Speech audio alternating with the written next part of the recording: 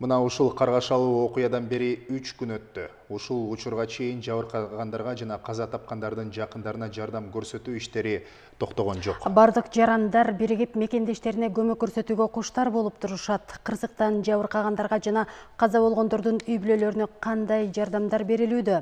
Кабарчыбыз Самат Асиповдун кийинки материалында.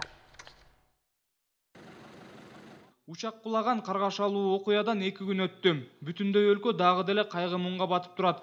Бул жолу массалык маалымат каражаттары, жөнөкөй жарандар жана ошондой эле бийлик өкүлдөрү ири масштабтуу кырсыктын кесепетин жоюу үчүн ыкчам аракеттерди көрүштү. Окуя орун алгандан кийин өлкө башчы дароо каза болгондордун жакындарына көңүл айтып, аларга материалдык жардам көрсөтүү тапшырмасын берди. Аны менен катар өлкө башчы кырсыкта жабыркагандарга медициналык жардам көрсөтүү тапшырмасын берди. Жер титиреген сип келип туруп анан даң деди да. Ошондо көмүп калдым, мен ошондо ойго жаткам. Анан баа кичине өзүмдү жоготуп коюп турдум, өзүмө келсем кызымдын үнүн угуп, анан ошондон эптеп чыктым эмеденчи, подзавалым чыгып, анан балдарымды алып чыктым да, келинчегимди ошол. Эртең менен бирөөсү келген, анын 40-45% денеси күйгөн, реанимация бөлүмүнө жаткызылды, дарылануу жүргүзүлүп атат. Азыр жаңы эле бизге дагы экинчи оорун алып келди. Ал ошол жердин жашоочусу экен.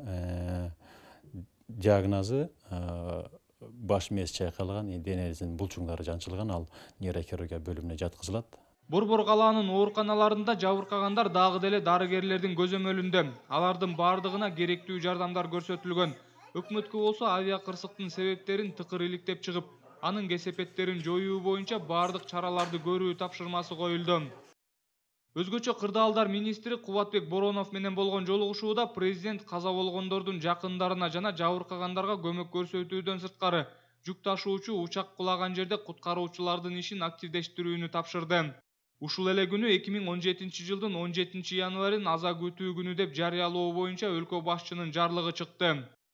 Кыргыз Республикасында 2017 жылдын 17 январы аза күтүү күнү деп жарыялансын.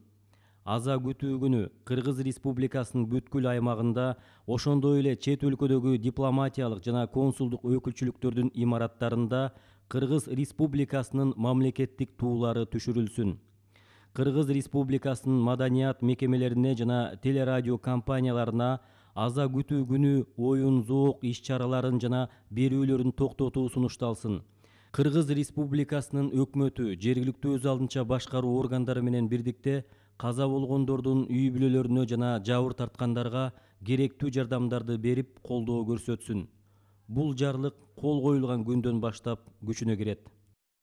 Кийинки күнү президенттин тапшырмасы менен каза болгондорду жерге берүү зыйнатына президенттин жана өкмөттүн аппаратынын өкүлдөрү, ага катар облус, райондук администрациялардын башчылары катышты. Кыргыз Республикасынын президенттин жарлыгы менен аза күтүү күнү деп 17 январь жарыяланып, эми мунун баары Алладан, Кудайдан болуп атат. Сабыр этиңиздер жакындарына, биз дагы мына көңүл айтабыз.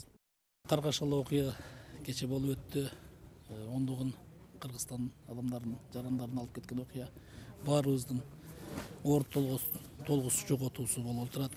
Бүгүнкү күндө Кыргыз Республикасынын өкмөтү, мамлекеттик, муниципалдык органдардын бардыгы маркум болгондордун үй бүлөлөрүнө, жакындарына, туугандарына, жабыр тарткандардын өздөрүнө жардам көрсөтүү ар кандай чаралар көрүлүп жатпайбы? Бул жерде бир үй бүлөдөн атасы, энеси, жаш үй бүлө, 2-3 баласы менен боюнда бар баласын кошкондо 6 адам каза болгон.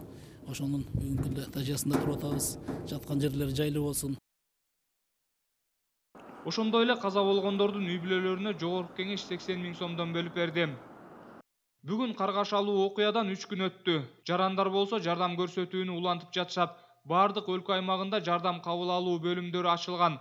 Ал жерге жарандар кийим-кече, азык-түлүктөрдү, балдар өздөрүнүн жакшы көргөн оюнчуктарын алып келишүүдө. Ата-энесин жоготкон балдарга мен эң жакшы көргөн курчагымды алып келдим. Учурда Кырдаал толугу менен өлкө жетекчилигинин көзөмөлүндө. Тиешелүү мекемелер күчөтүлгөн тартипте иш алып барып жатышат. Самат Асипов, Адлет Муратов, Коомдук 1 канал.